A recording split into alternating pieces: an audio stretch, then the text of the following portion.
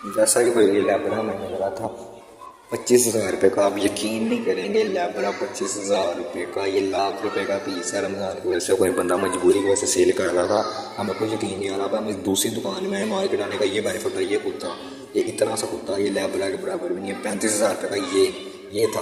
हमें मार्केट जाने का इस तरीके से बेनिफिट हो जाता है कि हमें चीज़ों का रेट पता लग जाता है। हम जिसको कहते हैं हम थूक लगने से बच जाते हैं, और लोगों को ज़्यादा पैसे देने से बच जाते हैं। मार्केट विजिट किया था तो बड़ी अच्छी चीज़ें आप लोग भी बरकत मार्केट के उधर जेल लौट के वहाँ जो मार्केट है लाहौर के उधर जाकर विजिट किया करें।